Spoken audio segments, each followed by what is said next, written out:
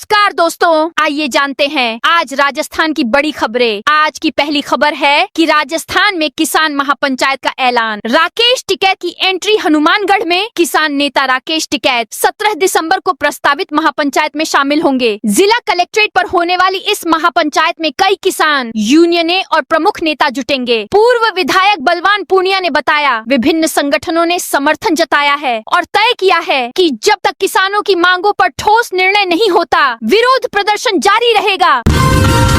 राजस्थान के किसानों के लिए आई अच्छी खबर। राज्य सरकार के 2 वर्ष पूर्ण होने पर जिला प्रभारी मंत्री मदन दिलावर ने जोधपुर जिले में हुए विकास कार्यों का विस्तृत रिपोर्ट कार्ड प्रस्तुत किया। उन्होंने कहा कि कांग्रेस सरकार में किसानों को रात में बिजली मिलती थी, जबकि वर्तमान सरकार ने किसानों को दिन में बिजली उपलब्ध कराने की दिशा में बड़ा कदम उठाया है। कई जिलों में यह व्यवस्था शुरू हो चुकी है और शेष जिलों में 2027 तक पूरी तरह लागू कर दी जाएगी।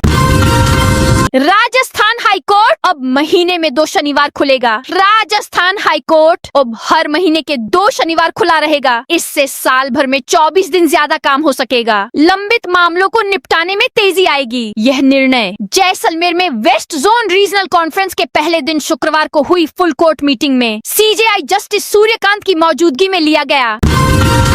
अब 15 दिसंबर से पूरे देश में होगा कैशलेस इलाज। 15 दिसंबर से राजस्थान का कोई भी आयुष्मान कार्ड धारक देश के किसी भी हिस्से, विशेषकर गुजरात के मान्यता प्राप्त अस्पतालों में कैशलेस इलाज पा सकेगा। मनरेगा का नाम बदला, पूज्य बापू ग्रामीण रोजगार योजना होगा। Mahatma Gandhi national rural employment guarantee act का नाम अब पूज्य बापू ग्रामीण रोजगार योजना होगा। शुक्रवार को केंद्रीय कैबिनेट ने एक्ट का नाम बदलने और काम के दिनों की संख्या बढ़ाने वाले बिल को मंजूरी दे दी। न्यूज एजेंसी पीटीआई ने सूत्रों के हवाले से बताया कि काम के दिनों की संख्या 100 से बढ़ाकर 125 दिन कर दी जाएगी। अब मामूली गलतियों पर नहीं होगी जेल। राज्य सरकार ने शुक्रवार देर रात राजस्थान जन विश्वास उपबंधों का संशोधन अध्यादेश 2025 की अधिसूचना जारी कर दी है। इस अध्यादेश के तहत राज्य के 11 प्रमुख कानूनों में संशोधन कर छोटी तकनीकी और प्रक्रियागत त्रुटियों पर कारावास के प्रावधान समाप्त कर दिए गए हैं। बता दें कि अब ऐसे मामलों में जेल की जगह आर्थिक दंड यानी पेनल्टी का प्रावधान लागू होगा। सरकार का मानना है कि इस फैसले से आमजन और उद्यमियों को राहत मिलेगी तथा ईज ऑफ लिविंग और ईज ऑफ डूइंग बिजनेस को मजबूती मिलेगी। राजस्थान में नए ग्रीनफील्ड एयरपोर्ट को बड़ी मंजूरी। कोटा बूंदी ग्रीनफील्ड एयरपोर्ट परियोजना से जुड़े 3 प्रस्तावों को national board for wild life NBWL की बैठक में मंजूरी मिल गई है। इन प्रस्तावों में रामगढ़ विषधारी टाइगर रिजर्व के बफर क्षेत्र से सीमित वन भूमि उपयोग कर एयरपोर्ट से जुड़े आवश्यक तकनीकी एवं संरचनात्मक कार्यों को आगे बढ़ाने की अनुमति शामिल है। इन तीनों प्रस्तावों को मंजूरी मिलने से RVPNL की ट्रांसमिशन लाइन की शिफ्टिंग व अन्य कार्य भी एयरपोर्ट से जुड़े निर्माण कार्यों के समानांतर हो सकेंगे। जयपुर में यहाँ बनेंगे जन्म प्रमाण पत्र। जन्म और मृत्यु प्रमाण पत्र बनवाने के लिए अब मुख्यालय के चक्कर नहीं लगाने पड़ेंगे। 15 दिसंबर सोमवार से निगम के जोन कार्यालयों में निजी की तरह अब राजकीय अस्पतालों के प्रमाण पत्र बनेंगे। आयुक्त गौरव सैनी ने कहा कि इस कदम से लोगों की परेशानी कम होगी और मुख्यालय पर लोग भी कम आएंगे। सभी 13 जोन कार्यालयों में यह व्यवस्था लागू हो जाएगी। 1 सितंबर 2014 से पहले के जो प्रमाण पत्र पहले की मुख्यालय से जारी होते रहेंगे, जीवन प्रमाण पत्र अब 31 जनवरी तक जमा कर सकेंगे। राज्य सरकार ने पेंशनर्स को महत्वपूर्ण राहत देते हुए जीवन प्रमाण पत्र जमा कराने की अंतिम तिथि 31 जनवरी तक बढ़ा दी है। वित्त पेंशन विभाग के संयुक्त शासन सचिव SJ शाहिद ने शुक्रवार को आदेश जारी कर सभी विभागों को इस संबंध में निर्देशित किया है। राज्य सरकार के सभी पेंशन धारकों के लिए प्रतिवर्ष नवंबर माह में जीवित प्रमाण पत्र प्रस्तुत करना अनिवार्य है, लेकिन बुजुर्ग पेंशनर्स को सुविधा देने और प्रमाण पत्र 1 नवंबर से 21 दिसंबर तक प्रस्तुत करना अनिवार्य है। जमा कराने में आने वाली बाधाओं को देखते हुए सरकार ने इस बार समय सीमा में 2 माह की अतिरिक्त मोहलत प्रदान की है। गाजर का हलवा खाने के बाद 12 पुलिस वाले बीमार जयपुर में। गाजर का हलवा खाने से करीब 12 पुलिसकर्मी और अधिकारी बीमार हो गए। सभी के पेट में दर्द, उल्टी की शिकायत हुई, जिसके बाद उनको जयपुर के अलग अलग हॉस्पिटल में भर्ती करवाया गया। गाजर का हलवा टोंक रोड स्थित शंकर मिष्ठान भंडार से ऑर्डर किया गया था। साथ में समोसे सोढानी स्वीट से मंगवाए गए थे। गुरुवार को हुई इस घटना के बाद शुक्रवार को जयपुर सीएमएचओ रवि शेखावत के निर्देशन में टीम रोड स्थित शंकर मिष्ठान भंडार पर पहुंची।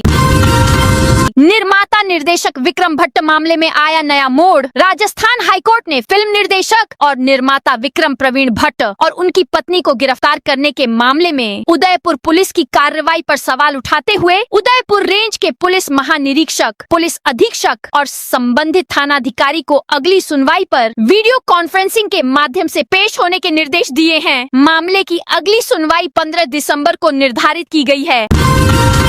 उदयपुर में हजारों व्यापारियों को बड़ी राहत। ऑनलाइन प्रक्रिया की जटिलताओं से परेशान खुदरा व्यापारियों को अब राहत मिलेगी। नगर निगम आयुक्त अभिषेक खन्ना ने व्यापार संघ की अपील पर बड़ा निर्णय लेते हुए घोषणा की है कि व्यावसायिक लाइसेंस और नवीनीकरण सहित सभी अनुमतियों के लिए अब ऑफलाइन आवेदन भी स्वीकार किए जाएंगे। यह निर्णय शहर के हजारों छोटे व्यापारियों के लिए वरदान साबित होगा। जयपुर में super speciality model fail. Jaipur इलाकेवार सुपर स्पेशलिटी सुविधाएं विकसित करने का सपना एक बार फिर धुंधला पड़ने जा रहा है। मानसरोवर के मानस आरोग्य सदन, सीकर रोड के ट्रोमा सेंटर और प्रताप नगर के RUHS के बाद इलाकेवार सुपर स्पेशलिटी सुविधाएं विकसित करने का एक सपना धूमिल करने की तैयारी शुरू हो गई है। सवाई मानसिंह मेडिकल कॉलेज से संबद्ध किए गए बनी पार्क अस्पताल और सेठी कॉलोनी अस्पताल की कॉलेज से संबद्धता समाप्त कर चिकित्सा एवं स्वास्थ्य विभाग से करने की तैयारी को लेकर SMS मेडिकल कॉलेज प्रशासन की मंशा पर सवाल खड़े हो गए हैं। उन शहर वासियों को घर के पास बेहतर इलाज की उम्मीदें फिर टूटने लगी है, जो सुपर स्पेशलिटी सेवाओं के लिए रोज लंबी दूरी तय करते हैं। RPS दिव्या मित्तल को सरकार से क्लीन चिट। राजस्थान पुलिस सेवा की अधिकारी दिव्या मित्तल द्वारा दवाई निर्माताओं से 2 करोड़ रुपए की घूस मांगने के चर्चित मामले में भ्रष्टाचार निरोधक ब्यूरो ACB को बड़ा झटका लगा। ठोस सबूत पेश नहीं कर पाने से ACB सरकार के सामने ही केस हार गई, जिससे दिव्या मित्तल के खिलाफ अभियोजन स्वीकृति नहीं मिल पाई। इससे 3 साल पहले दिव्या मित्तल के खिलाफ की गई ACB की कार्रवाई पर सवाल उठने लगे हैं।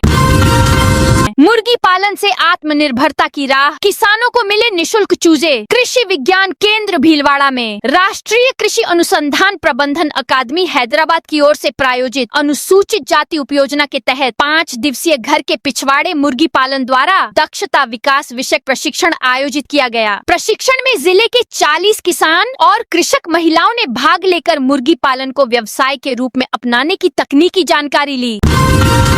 राजस्थान के इस जिले में बनेगी 8 नई सड़कें। लालसोट विधायक रामविलास मीणा ने विधानसभा क्षेत्र के विभिन्न गांवों करीब 26 किलोमीटर लंबाई की 8 सड़कों के निर्माण कार्य का शिलान्यास किया। इस मौके पर विधायक ने कहा कि बेहतर सड़क संपर्क से सुगम आवागमन और क्षेत्र के विकास को और अधिक गति मिलेगी। विधायक ने कहा कि बीते 2 साल के कार्यकाल में दौसा जिले के लालसोट विधानसभा क्षेत्र में सड़क निर्माण कार्यों के लिए 150 करोड़ की स्वीकृति आ चुकी है। इन कार्यों में से अधिकांश का तो काम शुरू हो गया और कुछ रोड का तो काम भी पूरा हो गया है। उन्होंने कहा कि आने वाले 3 साल में पूरे विधानसभा क्षेत्र में एक भी ढाणी रोड से वंचित नहीं रहेगी। RGHS में बड़ा update. Rajasthan government health scheme RGHS में पिछले कुछ माह के दौरान अनियमितताओं के नाम पर नए अस्पतालों का पंजीकरण लगभग रोक दिया है, जबकि दर्जनों पुराने अस्पताल और फार्मेसियां भी पैनल से बाहर हो चुकी हैं। नतीजतन स्कीम पर निर्भर लाखों कार्मिकों के लिए इलाज के विकल्प तेजी से सिमट रहे हैं। योजना में बीते कुछ महीनों में फर्जी बिलिंग, सेवाओं के मनमाने शुल्क और कथित कोड मिसमैच जैसी अनियमितताओं की शिकायतें बढ़ी। नव नियुक्त महिला पर्यवेक्षकों व आंगनबाड़ी कार्यकर्ताओं को मिलेगी IT एनेबल्ड ट्रेनिंग पर मुख्यमंत्री एवं महिला एवं बाल विकास मंत्री दिया कुमारी ने गुरुवार को शासन सचिवालय में आयोजित विभागीय समीक्षा बैठक में आंगनबाड़ी व्यवस्था को तकनीकी रूप से और मजबूत बनाने के निर्देश दिए। बैठक में प्रमुख शासन सचिव भवानी सिंह देथा, निदेशक वासुदेव मालावत सहित वरिष्ठ अधिकारी मौजूद रहे। अजमेर पुष्कर में हेलीकॉप्टर राइड को हरी झंडी का इंतजार। मेहंदीपुर बालाजी पिनान की तरह अजमेर पुष्कर में भी हेलीकॉप्टर राइड का इंतजार है। मेहंदीपुर बालाजी के बाद अपूर्व में पुष्कर में शुरू हुई हेलीकॉप्टर सेवा की एक बार फिर से शुरुआत होने की उम्मीद बनने लगी है। हेलीकॉप्टर सेवा शुरू होने पर देशी विदेशी सैलानी बढ़ेंगे, साथ ही पर्यटन विभाग को भी फायदा होगा। जयपुर, दौसा और बांदीकुई रेलवे स्टेशन पर अब शिफ्ट में खुलेंगे टिकट रिजर्वेशन काउंटर। उत्तर पश्चिम रेलवे जोन के स्टेशनों पर एयरपोर्ट की तर्ज पर यात्री सुविधाएं देने के लिए करोड़ों खर्च किए जा रहे हैं। रीडेवलपमेंट के चलते कई ट्रेनों को रद्द किया जा रहा है तो कुछ गाड़ियों को बदले रूट से संचालित किया जा रहा है। इसी बीच रेलवे स्टेशनों पर रिजर्वेशन काउंटरों पर टिकट बनवाने के लिए लोग धक्के खा रहे हैं। वहीं अब रेलवे प्रशासन ने जयपुर समेत दौसा और बांदीकुई के टिकट रिजर्वेशन काउंटरों को सिंगल शिफ्ट में 24 घंटे काम करने लगा है, चलाने की तैयारी कर ली है। रेलवे प्रशासन इसके लिए ऑनलाइन टिकटिंग सुविधा के चलते लोगों का रुझान कम होने का हवाला दे रहा है। सिलीसेट झील को मिली बड़ी पहचान। अलवर जिले के प्रमुख पर्यटन केंद्रों में शुमार ऐतिहासिक सिलीसेट झील को द कन्वेंशन ऑन वेटलैंड्स आर्द्र भूमि पर कन्वेंशन ने रामसर साइट घोषित किया है। राजस्थान के फ्लौदी में खींचन और उदयपुर में मैनार के बाद सिलीसेट झील राजस्थान की 5वीं देश में 96वीं रामसर साइट के रूप में घोषित किया गया है। अब सिलीसेट झील को रामसर साइट में शामिल करने से विश्व एक पहचान मिल गई है, जिससे टूरिस्ट और विकास बढ़ेगा। जैसलमेर में 25 दिसंबर के बाद होगी कड़ाके की सर्दी। दिसंबर का महीना चल रहा है, लेकिन जैसलमेर में सर्दी का सामान्य माहौल पूरी तरह बदला हुआ है। पिछले 4 दिनों से अधिकतम तापमान लगातार 30 डिग्री के पार दर्ज हो रहा है, जिससे लोगों की दिनचर्या और पहनावे पर सीधा असर पड़ा है। जहां आमतौर पर दिसंबर में लोग दिन में भी ऊनी कपड़ों में दिखते हैं, वहीं इन दिनों तेज धूप के कारण लोग बिना गर्म कपड़ों के ही बाहर निकल रहे हैं। मौसम वैज्ञानिक अतुल गालव के अनुसार इन दिनों उत्तरी राजस्थान के कुछ इलाकों में हल्का कोहरा देखने को मिल सकता है। वहीं तापमान सामान्य के आसपास ही दर्ज होने की संभावना है। 25 दिसंबर के बाद कड़ाके की ठंड पड़ने की संभावना है। मदन दिलावर ने सुशासन रथ यात्रा को दिखाई हरी झंडी। राजस्थान सरकार के 2 साल पूरे होने के उपलक्ष्य में सुशासन पखवाड़े के तहत विधानसभा क्षेत्रवार रथ यात्राओं का भव्य शुभारंभ आज कोटा जिले में हुआ। यह अभियान 13 दिसंबर से 26 दिसंबर तक चलेगा और इसकी शुरुआत कोटा जिला परिषद कार्यालय से की गई। शिक्षा एवं पंचायती राज मंत्री मदन दिलावर ने जिले की सभी विधानसभाओं के रथों को हरी झंडी दिखाकर रवाना किया।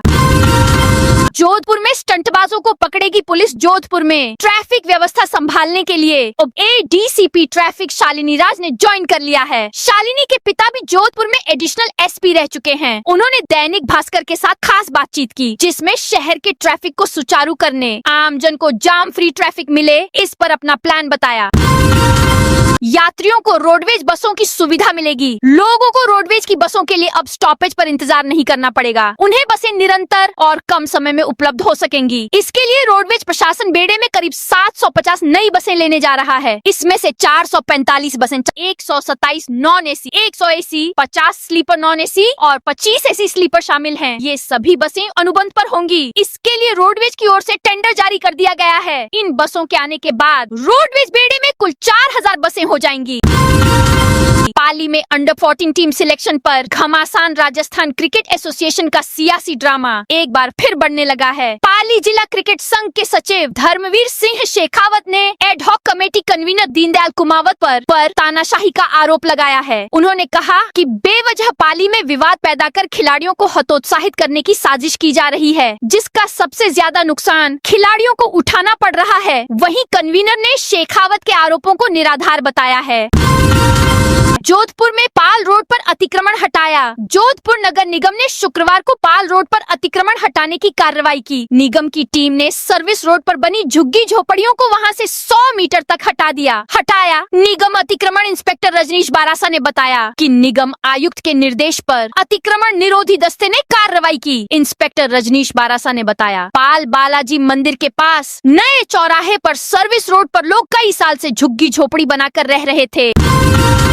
महेंद्रगढ़ बनेगा पर्यटन का केंद्र, ऐतिहासिक स्थलों का होगा विकास। हरियाणा के नारनौल में डीसी कैप्टन मनोज कुमार ने कहा कि जिला महेंद्रगढ़ को पर्यटन के क्षेत्र में विश्व पटल पर लाने को लगातार प्रयास किए जा रहे हैं। महेंद्रगढ़ जिले के कई ऐतिहासिक स्थलों का जीर्णोद्धार किया गया है। अन्य बचे हुए स्थलों पर कार्य 2023 किया जा रहा है। लघु सचिवालय में पत्रकारों से बातचीत करते हुए उन्होंने बताया कि केंद्र सरकार की one state one global tourist hub योजना के तहत जिला महेंद्रगढ़ में ऐतिहासिक स्थलों को लेकर और अधिक कार्य होंगे। उन्होंने कहा कि हरियाणा और राजस्थान के कुछ ऐतिहासिक स्थलों अलवर, सरिस्का, जयपुर और मंडावा को जोड़ने पर एक अच्छा टूरिस्ट सर्किट बनता है। डीडवाना में 33 दिन बाद किसान आंदोलन समाप्त। डीडवाना में कस्टोडियन जमीनों को लेकर पिछले 33 दिनों से चल रहा किसान आंदोलन समाप्त हो गया है। जिला कलेक्ट्रेट के सामने जारी महापड़ाव को किसानों ने राज्य सरकार द्वारा उच्च स्तरीय कमेटी के गठन और जिला प्रशासन के सकारात्मक आश्वासन के बाद खत्म करने का निर्णय लिया। शाम को किसान नेता भागीरथ यादव महापड़ाव स्थल पर पहुंचे। उन्होंने किसानों को सरकार और जिला प्रशासन के साथ हुई बातचीत की जानकारी दी, जिसके बाद आंदोलन समाप्त करने की औपचारिक घोषणा की गई। लसाड़िया टोल शुल्क मुक्त करने की मांग। ब्यावर में लसाड़िया टोल को शुल्क मुक्त करने की मांग को लेकर भारतीय श्री सीमेंट कर्मचारी संघ बीएमएस के पदाधिकारियों, कर्मचारियों और ब्यावर शहर व आसपास के गांवों के जन प्रतिनिधियों ने सोमवार को कलेक्टर को ज्ञापन सौंपा। ज्ञापन में बताया गया कि ब्यावर शहर की सीमा बाड़ी घाटी तक है, जबकि लसाड़िया टोल मात्र 1 किलोमीटर दूर स्थित है। इससे ब्यावर और आसपास के गांवों के लोग प्रतिदिन टोल से गुजरते हैं। बड़ी संख्या में कर्मचारी काम पर जाते हैं, वहीं ग्रामीण भी रोजमर्रा के कार्यों के लिए आते जाते हैं। अलवर की सिलीसेट झील रामसर साइट घोषित। अलवर जिले के प्रमुख पर्यटन केंद्रों में शामिल ऐतिहासिक सिलीसेट झील को टू कन्वेंशन ऑन वेटलैंड्स आर्द्र भूमि का संरक्षण पर कन्वेंशन ने रामसर साइट घोषित किया है। राजस्थान के फ्लौदी में खींचन और उदयपुर में मेनार के बाद सिलीसेट झील को राजस्थान की 5वीं देश में 96वीं रामसर साइट घोषित किया है। साइट के रूप में घोषित किया गया है। अब सिलीसेट झील को रामसर साइट में शामिल करने से विश्व में एक पहचान मिल गई है, जिससे टूरिस्ट और विकास बढ़ेगा। लोकसभा में गूंजा सरकारी जमीनों पर अतिक्रमण का मुद्दा। राजधानी जयपुर समेत देश भर में सरकारी भूमि पर हो रहे अवैध कब्जों और अतिक्रमण का मामला शुक्रवार को लोकसभा में गूंजा। जयपुर लोकसभा सांसद मंजू शर्मा ने शून्यकाल के दौरान यह गंभीर मुद्दा उठाते हुए सरकार से अतिक्रमित भूमि को चिन्हित कर उसे मुक्त कराने की मांग की। उन्होंने विशेष रूप से राजस्थान की राजधानी जयपुर में तेजी से बढ़ रही अवैध कॉलोनियों और सरकारी जमीनों पर कब्जों को लेकर चिंता जाहिर की। हाईकोर्ट को बम से उड़ाने की धमकी वाले मामले में बड़ा खुलासा। राजस्थान हाईकोर्ट जयपुर को सोमवार से गुरुवार तक लगातार 4 दिन बम से उड़ाने की धमकी मिली। इसके बाद हाईकोर्ट में पुलिस के उच्च अधिकारियों ने बैठक की। लगातार मिल रही धमकियों के बीच कोर्ट में गुरुवार को मतदान हुए। इस दौरान भी बम की धमकी मिलने से अफरा तफरी का माहौल रहा। वकीलों ने कहा कि इससे कोर्ट का कामकाज प्रभावित होता है। एडवोकेट आनंद शर्मा ने बताया कि कोर्ट में अहम सुनवाइयां होती हैं। इस तरह से मिल रही बम की धमकियों से कोर्ट की कार्रवाई प्रभावित होती है। ऐसे महत्वपूर्ण फैसले जिसे लोगों के जीवन प्रभावित होना होता है, उनके फैसले नहीं हो पाते। 55,000 सोलर फ्लैट से चंबल लिफ्ट को मिलेगी भरपूर बिजली। धौलपुर लिफ्ट सिंचाई एवं चंबल परियोजना से जिले के धौलपुर, राजाखेड़ा, सैंपऊ एवं मनिया क्षेत्र किसानों को जल्द भरपूर पानी मिलेगा। करीब 8 साल से कछुआ गति से आगे बढ़ रही परियोजना नए साल में शुरू होने की संभावना है। परियोजना के लिए विद्युत आपूर्ति के लिए जिले का सबसे बड़ा सोलर प्लांट भी राष्ट्रीय राजमार्ग संख्या 11 भी बाड़ी रोड पर ग्राम पंचायत मतसूरा के गांव मोहरी पर है में तैयार हो रहा है। प्लांट 30 मेगावाट का होगा, जिसके लिए 35 हेक्टेयर जमीन का आवंटन हुआ है। यहाँ पर करीब 55,000 से अधिक सोलर प्लेट्स लगेगी। राजस्थान में बर्फीली हवाओं का असर कम। उत्तर भारत में एक्टिव वेस्टर्न डिस्टर्बेंस का राजस्थान में असर देखा गया। इस सिस्टम के प्रभाव से उत्तर से आ रही सर्द हवाएं कमजोर रहीं। वहीं बीकानेर, जैसलमेर, श्रीगंगानगर, चूरू, हनुमानगढ़ में आसमान में हल्के बादल छाए रहे। इन शहरों में धूप कम रही। 18 दिसंबर से एक और नया वेदर सिस्टम एक्टिव होने की संभावना है। वहीं श्रीगंगानगर, जैसलमेर, सीकर, जयपुर, अलवर, अजमेर, फतेहपुर, प्रतापगढ़, पाली समेत कुछ शहरों के न्यूनतम तापमान में बढ़ोतरी होने से सर्दी से राहत मिली। कल सबसे कम तापमान माउंट आबू में 3 डिग्री सेल्सियस दर्ज हुआ। जयपुर के वर्धमान ग्रुप पर 2 दिन चली इनकम टैक्स रेड। आयकर विभाग की 2 दिवसीय छापेमारी शुक्रवार रात समाप्त हो गई, जिसमें जयपुर के वर्धमान ग्रुप से 4 करोड़ 20 लाख रुपए नकद मिले। रियल एस्टेट और शिक्षा क्षेत्र से जुड़े ग्रुप के 6 ठिकानों पर की गई इस कार्रवाई में करोड़ों रुपए कीमत के प्रॉपर्टी डॉक्यूमेंट भी जब्त किए गए। अब विभाग इन दस्तावेजों की गहन जाँच में जुट गया है, जहाँ बड़े पैमाने पर टैक्स चोरी की आशंका जताई जा रही है। 11 से 25 दिसंबर तक प्रदेश में चलेगा सड़क सुरक्षा अभियान। राजस्थान सरकार के परिवहन एवं सड़क सुरक्षा विभाग की ओर से शनिवार को राज्य भर में सड़क सुरक्षा अभियान की शुरुआत की गई। इसका राज्य स्तरीय समारोह जयपुर स्थित अमर जवान ज्योति पर आयोजित हुआ, जिसमें मुख्यमंत्री भजन लाल शर्मा मौजूद रहे। कार्यक्रम की शुरुआत गुब्बारे हवा में उड़ाकर की गई। मुख्यमंत्री ने सड़क यातायात नियमों के पालन को लेकर तैयार किए गए सड़क सुरक्षा अभियान के पोस्टर का विमोचन किया। इसके बाद वाहनों पर रिफ्लेक्टिव स्टिकर लगाकर अभियान की औपचारिक शुरुआत की गई। इसका उद्देश्य रात के समय सड़क पर वाहनों की दृश्यता बढ़ाना और दुर्घटनाओं को कम करना है।